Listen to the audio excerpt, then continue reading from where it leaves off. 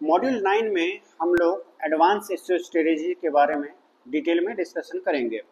Total 5 chapter है इसमें और अच्छे तरीके से आपको एक एक चैप्टर का ओवरव्यू दूंगा, फिर उसके बाद डीप ड्राइव हम लोग करेंगे कि एग्जैक्टली हम advance part of the SEO में क्या हम सीखने के लिए जा रहे हैं।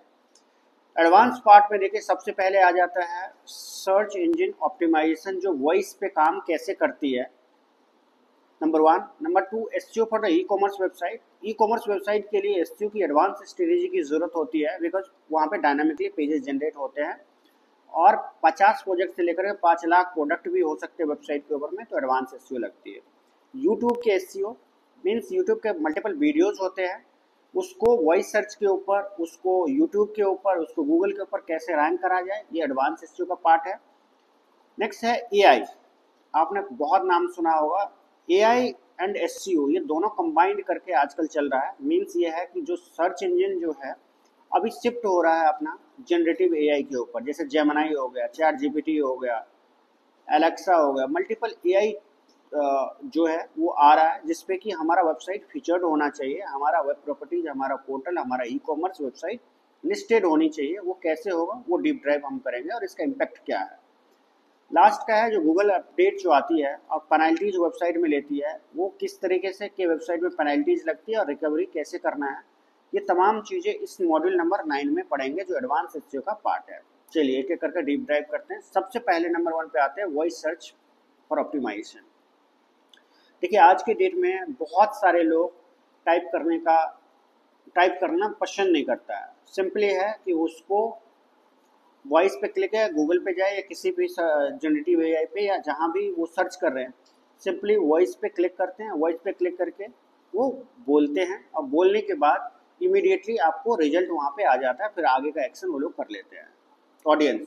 तो इसमें सवाल ये है कि इसमें हमारी वेबसाइट कैसे रैंक करेगी। तो नंबर 1 इसकी स्ट्रेटेजी ये है कि आप सबसे पहले ये देखिए कि जो मशीन लैंग्वेज के अलावा जो नेचुरल लैंग्वेज है, जो आम बोलचाल में हमारे बिजनेस को कैसे लोग देखते हैं, ये आपको एनालिसिस और रिसर्च करना पड़ेगा।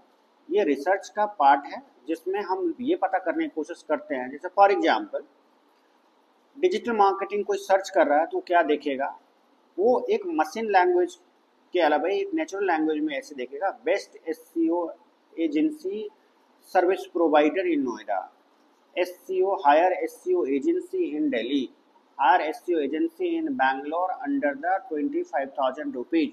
So these kind of the natural language covering in your website, ये आपके अपने वेबसाइट में नेचुरल लैंग्वेज को इंक्लूड करना पड़ेगा इन टर्म्स ऑफ जो कीवर्ड होती है वो। आपने बेस्ट एसईओ एजेंसी या हायर एसईओ एजेंसी इस टाइप के कीवर्ड से ही आपका काम नहीं चलेगा। सेम आपके सर्विस, आपके बिजनेस में भी ऐसे ही होता होगा कि कुछ ऐसे नेचुरल लैंग्वेज होते होंगे जो लोग सर्च करते होंगे। अब सर्च करके आपके वेबसाइट पे आए, वो उस कीवर्ड के ऊपर में, उस नेचुरल लैंग्वेज के कीवर्ड के ऊपर में आपके वेबसाइट में कंटेंट होना चाहिए, स्ट्रक्चर्ड फॉर्मेट में कंटेंट होना चाहिए, स्कीमा इम्प्लीमेंटेड होनी चाहिए। ये यदि आप इम्प्लीमेंट करते हैं तो आपकी वेबसाइट वो इसमें 100% आएगी। सेकेंड पॉइंट पे चलते हैं, SEO for e commerce website. देखिए ई कॉमर्स वेबसाइट के लिए जो एसईओ होती है टोटली डिफरेंट होती है। नॉर्मल वेबसाइट के एसईओ और ई कॉमर्स के एसईओ में बहुत ज़्यादा फर्क होता है। यहाँ पे मल्टीपल डायनामिकली पेजेस जनरेट होते हैं, जिसमें कि मल्टीपल कलेक्शंस होते हैं और मल्टीपल कलेक्शंस के ऊपर में मल्टीपल प्रोडक्ट होती है और प्रोडक्ट के ऊपर में बहुत सारे एलिमेंट होते हैं। तो एक एक आइट्रेशन को आपको ट्रीट करनी पड़ती है कि इस पैटर्न, इस कलेक्शन में ये कीवर्ड हमारा कवर होना चाहिए और इस तरीके से ब्रेड क्रम इम्प्लीमेंटेड होना चाहिए, स्कीमा इम्प्लीमेंटेड होना चाहिए और वेबसाइट के पैटर्न पे यदि कोई डायनामिकली कीवर्ड को कोई सर्च कर रहा है तो उस पर ट्रिगर अपनी वेबसाइट होनी चाहिए। तो ये एक ई कॉमर्स के लिए टोटली डिफरेंट स्ट्रेटेजी होता है। इवन बैकलिंकिंग में, ऑफ पेज में, ये सारे स्ट्रेटेजी बिल्कुल एडवांस लेवल की स्ट्रेटेजी होती है, because each and every product को आप एसईओ नहीं कर सकते, क्योंकि 5 लाख प्रोडक्ट लिस्टेड है एक वेबसाइट में। तो आपको ये देखना पड़ता है कि पैटर्न, किस पैटर्न के वेबसाइट में प्रोडक्ट पड़े हुए हैं और एक कलेक्शन को ट्रीट करने से, यदि मेरा एक कलेक्शन का पेज रैंक करता है तो उसमें 500 प्रोडक्ट रखे हुए तो 500 का 500 परफॉर्म करेगा। तो ये अप्रोच होती है ई कॉमर्स वेबसाइट के लिए। वेब कंसोल और एनालिटिक्स पे बहुत कड़ी नज़र रखनी होती है कि कौन सा पेज पहले परफॉर्म कर रहा था, अभी नहीं कर रहा है, और आने वाले टाइम पे कौन सा पेज परफॉर्म करना चाहिए। ये आपको गूगल एनालिटिक्स और वेब कंसोल से आपको पता चलता है कि कितने इंप्रेशन किससे जनरेट हुए और पेज परफॉर्म कर रहा है या नहीं कर रहा है। ये क्वेरी इंक्लूड करके इनबिल्ट करके हमारे को देना होता है। नंबर 3 पे आते हैं यूट्यूब के ऊपर। देखिए यूट्यूब के ऊपर में ना बहुत सारे एल्गोरिथम काम करते हैं। इवन यूट्यूब की वीडियो जो फीचर्ड होती है गूगल में, उसके लिए भी एक सेपरेट एडवांस लेवल की स्ट्रेटेजी काम करती है। सबसे पहले तो यह है कि वीडियो को आप सेग्रीगेट करते हैं और स्पेसिफाई करते हैं कि किस कैटेगरी का, किस लोकेशन का, किस ऑडियंस के लिए बना हुआ है। उसके बेसिस पर टैग जनरेट होते हैं। वो टैग आप ऑन वीडियो के अंदर में ईच एंड एवरीथिंग आप डिफाइन करते हैं, जिससे कि वीडियो, आपकी वीडियो बाकी वीडियो की कैटेगरी से बिल्कुल अलग हो जाती है। सेकेंडली, जो वीडियो आपने बनाया उस वीडियो के ऊपर में of page link building strategy भी बिल्कुल 100% काम करती है। और वीडियो के लिए सोशल सिग्नल जनरेट करना पड़ता है। तो ये 3 पॉइंटर पे यदि आप वीडियो में करते हैं तो एडवांस लेवल की एसईओ स्ट्रेटेजी इसमें इंक्लूड हो जाती है और आपका रैंकिंग यूट्यूब पे दिखने लगती है। और गूगल की जो एल्गोरिदम है जो यूट्यूब को सपोर्ट करती है, वहाँ से यूट्यूब की वीडियो फैच होकर गूगल पर भी आपकी फीचर होनी शुरू हो जाती है। तो ये आपको कॉन्सेप्ट समझ आया होगा। नेक्स्ट पॉइंट पे हम चलते हैं एआई एंड एसईओ। देखिए एआई क्या है। एसईओ के अंदर में बहुत सारे लोगों को बहुत डर होता है और ये एक मिथ भी बना हुआ है कि एआई एसईओ को पूरी तरीके से ख़त्म कर देगा। एआई एसईओ के लिए बहुत तरीके से डिस्टर्ब किया है, लेकिन बिल्कुल ऐसा नहीं है। एआई एक तरह से एक हेल्पिंग टूल बन के आया है जो कि आपके एसईओ में बहुत ज़्यादा हेल्प करेगा। पहले आप 50 पेज का कंटेंट बनाने के लिए, टाइटल डिस्क्रिप्शन क्रिएट करने के लिए आपको 2 दिन लगते थे, अभी 2 मिनट लगते हैं। तो नंबर 1 चीज़ ये है कि एआई कैसे आपको हेल्प करेगा, ये आपको फ़ायदा लेना आना चाहिए। तो एसईओ में एआई हमेशा हेल्प किया है और हेल्प करेगा, लेकिन एआई से आप कंटेंट लिख के डालेंगे एसईओ में तो रैंक नहीं करेगी। एआई से आप आइडिया क्रिएशन लीजिए, एआई से आप अपने काम को स्पीड अप करिए। जो काम आपका पेंडिंग है, जो समझ नहीं आ रहा, उसके लिए आपको आइडिया वहाँ से आ जाती है। लिंक बिल्डिंग एक्टिविटी के लिए भी आपको रिसोर्स अच्छा ढूंढ के निकाल के दे देगा, लेकिन आपको लिंक बिल्ड आप कराएंगे एआई से तो आप फेल हो जाएंगे। तो मेरा बोलने का मतलब ये कि एआई के लिए आपको एसईओ में हेल्प के लिए एआई बैठा हुआ है, लेकिन एआई को आपको यूज करना आना चाहिए। रैंकिंग के ऊपर में एआई का, जनरेटिव एआई का क्या इम्पैक्ट है, वो भी चीज़ें मैं क्रिस्टल क्लियर आपको 2 स्टेटमेंट में बता देता हूँ।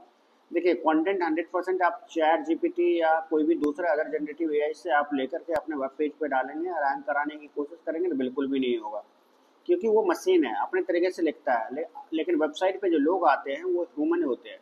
तो नंबर 1 ये है कि चैट जीपीटी से लिखा हुआ यदि कंटेंट आप डालेंगे तो 100% रैंकिंग पे इम्पैक्ट पड़ेगा और आपकी रैंकिंग नहीं आएगी, बिल्कुल नहीं आएगी। तो आप ये सोच के चलिए कि कंटेंट तो क्रिएट नहीं करना, कंटेंट का आइडिया ले सकते हैं, आउटलाइन ले सकते हैं, उस पर आपको ह्यूमन रिटर्न करनी पड़ेगी। तो एआई टूल का इम्पैक्ट बहुत नेगेटिव है यदि आप कंटेंट जनरेट कर रहे हैं, लेकिन आइडिया ले रहे हैं, ह्यूमन रिटर्न कर रहे हैं, स्पीड अप कर रहे हैं, कीवर्ड ले रहे हैं, टैग्स उससे बनवा रहे हैं, सेटिंग्स बल्क में क्रिएट करा रहे हैं, तो ये सारा चीज़ें आपको हेल्प हो जाएगा। तो पॉजिटिव इम्पैक्ट है, नेगेटिव इम्पैक्ट है। तो मैं बिलीव करता हूँ कि एआई का इम्पैक्ट आपको इस में समझ आया होगा। लास्ट पॉइंट है Google algorithm and the penalties. ये बहुत ही महत्वपूर्ण चीज़ है कि गूगल एवरी सेकंड के अंदर अपडेट करता है, every minute every day update करता है, लेकिन मेजर अपडेट जो होती है वो मंथ में एक बार तो आती ही आती है। इवन अक्टूबर, नवंबर, दिसंबर में बहुत ज़्यादा अपडेट्स हैं गूगल के जो आते हैं और वेबसाइट को पेनलाइज करके जाते हैं। जब आप किसी भी तरीके का एग्रेसिव काम करते हैं और स्पैमिंग करते हैं तब आपकी वेबसाइट पेनल्टी में आती है। यदि आप नेचुरल तरीके से काम कर रहे हैं, जो मैंने ऊपर आपको एक चैप्टर में थ्योरेटिकल एक्सप्लेन किया कि website should be very much natural, website should be very much organic, और वेबसाइट के ऊपर में जो कंटेंट पड़ा हुआ है वो इंटेंट को सॉर्ट करता हो ऑर्गेनिकली, अच्छे तरीके से आप प्रोसेस बाय प्रोसेस फॉलो करके वेबसाइट के ऊपर लेके चल रहे हैं तो अपडेट आपको नहीं लगेगा, पेनल्टी बिल्कुल भी नहीं लगेगी। यदि कोई वेबसाइट पेनलाइज हो गई है तो रिकवरी का भी मैं एक आपको टिप्स देता हूँ। सबसे पहले आप ये देखो कि आपने एग्रेसिवली क्या काम किया जो गूगल के अपडेट के अंदर में कवर हो गया। ज़्यादा आपने कंटेंट जनरेट कर दिया होगा चैट जीपीटी और अदर टूल से और डुप्लीकेसी आपका कंटेंट आ गया होगा, या लिंक आपने एग्रेसिवली बना दिया होगा, कल तक वेबसाइट में कुछ भी नहीं था, आज 400-500 आपने लिंक बना दिया, या फिर किसी स्पैमिंग लिंक के साथ आपका वेबसाइट जुड़ गया, या किसी भी तरीके का आपने कोई वॉयलेट कर दिया, तो ये आपको चेक करना पड़ेगा। इसको फिक्स करके फिर से आपको कंसोल में देना पड़ेगा। तो मैं बिलीव करता हूँ कि मॉडल नंबर 9 में एडवांस एसईओ स्ट्रेटेजी अच्छे तरह से आपको समझ आया होगा और आप आगे इसको प्रैक्टिकली भी करेंगे। Thank you so much.